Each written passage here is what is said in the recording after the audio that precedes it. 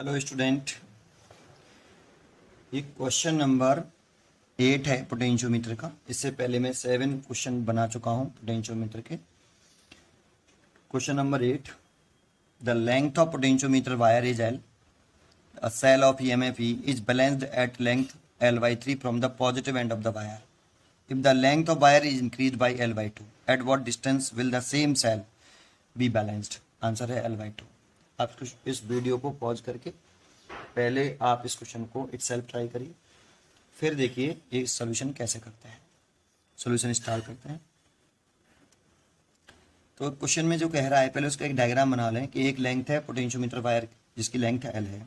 देखो एक potentiometer wire बना लिया, यूनिफॉर्म एरिया क्रॉस सेक्शन का होता है ये। इसकी इसने लेंथ दे रखी L, और इसमें प्राइमरी सर्किट बनाना के लिए एक ये बैटरी के बारे में जानकारी नहीं है यहाँ पे, तो लेट कर लेते हैं। इसका इंटरलेशन 0 ही मानते हैं हम, और ये भी मान लेते हैं। तो यहाँ एक सेल लगा लेते हैं, वो की लगा लेते हैं, सॉरी, है ना। ऐसे A B is a potentiometer wire, उसकी लेंथ क्वेश्चन में गिवन है हमें कैपिटल L। ये तो पहले इसी की बात करते हैं। यहाँ से करंट फ्लो करती है इसमें I, और इसी वायर का रेजिस्टेंस है, केवल पोटेंशियोमीटर वायर का केवल इसी वायर का रेजिस्टेंस है। यहाँ पे ये पूरा रेजिस्टेंस है, इसका रेजिस्टेंस RA भी लेट कर लेते हैं। तो यहाँ ये करंट कितनी होगी, तो आप करंट की वैल्यू निकालें तो यहाँ लिख सकते हो आप पोटेंशियल डिफरेंस भी ओवर कितना RAB है ना। एक दूसरा सेंटेंस है पोटेंशियल ग्रेडियंट के बारे में। पोटेंशियल ग्रेडियंट, अगर हम पोटेंशियल ग्रेडियंट की बात करें, ये सबसे इंपॉर्टेंट पॉइंट है यहाँ। तो प्रिंसिपल ऑफ पोटेंशियोमीटर कहता है कि अगर प्राइमरी सर्किट में, दैट मीन्स इस वाली सर्किट में, करंट अगर कांस्टेंट है और पोटेंशियोमीटर वायर का जो एरिया क्रॉस सेक्शन है वो यूनिफॉर्म है, देन इस पोटेंशियोमीटर वायर के किसी भी पोर्शन का पोटेंशियल ड्रॉप या पोटेंशियल डिफरेंस, जैसे मैंने लिख लिया इस पोटेंशियोमीटर वायर का पोटेंशियल डिफरेंस लिख लिया VA माइनस के VB, डायरेक्टली प्रोपोर्शनल होता है, उसी पोर्शन की लेंथ के साथ डायरेक्टली प्रोपोर्शनल होता है। लेकिन ऐसा तभी होता है जब I कांस्टेंट रहता है प्राइमरी सर्किट में। तो इस पोटेंशियोमीटर वायर की लेंथ कितनी है, कैपिटल L। A और B का अक्रॉस पोटेंशियल ड्रॉप है, तो A और B की ही लेंथ के साथ डायरेक्ट रिलेशन होगा। और प्रोपोर्शनल टर्म उठाएंगे तो एक कांस्टेंट टर्म आएगा VA minus BB is equal to K। K is a potential gradient, और ये जो K कांस्टेंट तभी है जब I कांस्टेंट है, क्योंकि K की वैल्यू अगर निकालते हैं हम यहाँ से तो VA minus VB over capital L। और ये देखो ये जो V है इसका एक ये पॉजिटिव टर्मिनल डायरेक्टली A से है और नेगेटिव टर्मिनल डायरेक्टली B से है। सो ये V जो है ये पोटेंशियल डिफरेंस ही है between point A and B। ऐसे तो आप इसकी जगह पे V लिख सकते हो, VY कैपिटल L, और V इक्वल टू लिख सकते हो ये पोटेंशियल डिफरेंस जो है between point A and B है, तो ये रेजिस्टेंस RAB का भी पोटेंशियल डिफरेंस है।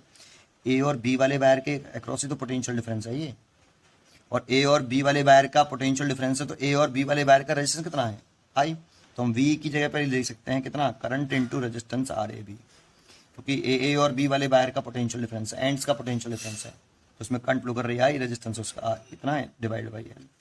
अब ये देखो K की वैल्यू किस किस फैक्टर पर डिपेंड कर रही है, I पे कर रही है, रेजिस्टेंस पर कर रही है, पोटेंशियोमीटर वायर की रेजिस्टेंस पर कर रही है, और लेंथ पर कर रही है, इसकी लेंथ पर कर रही है। अगर हमें I कांस्टेंट रखेंगे तो K कांस्टेंट रहेगा, RAB कांस्टेंट रखेंगे तो K कांस्टेंट रहेगा, L कांस्टेंट रखेंगे पोटेंशियोमीटर वायर का तो K कांस्टेंट रहेगा, है ना। तो ये कंसेप्ट इंपॉर्टेंट है बेटा। अब इसमें आगे क्वेश्चन पढ़ते हैं।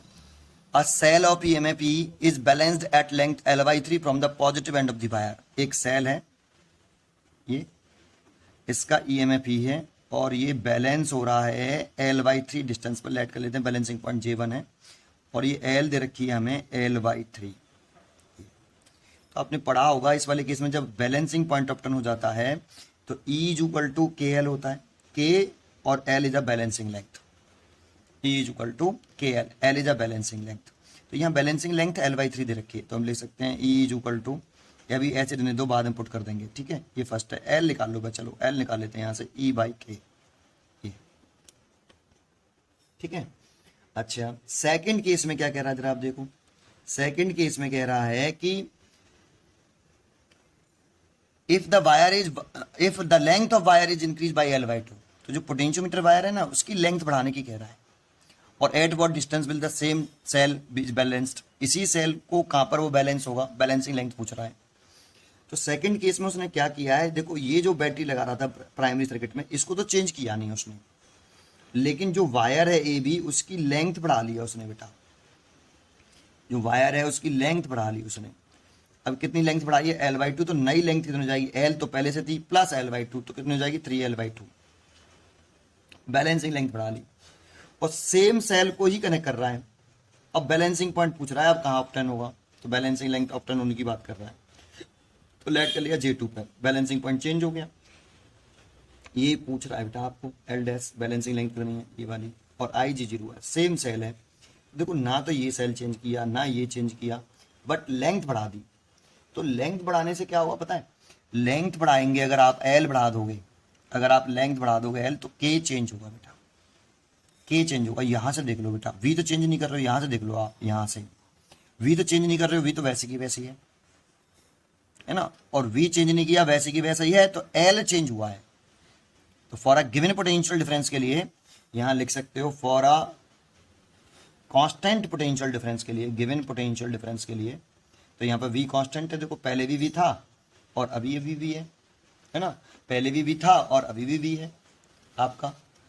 For a given potential difference के लिए आपका K क्या होगा, V/L, लेकिन बैलेंस ये जो पोटेंशियोमीटर की लेंथ है, what the name of capital L, length of potentiometer, ये चेंज कर दी है। अब ये कितनी कर दी है, 3L/2, अगर ये चेंज कर दोगे तो पोटेंशियल ग्रेडियंट चेंज हो जाएगा, बस ये इंपॉर्टेंट है। यहाँ पोटेंशियल ग्रेडियंट चेंज हुआ है।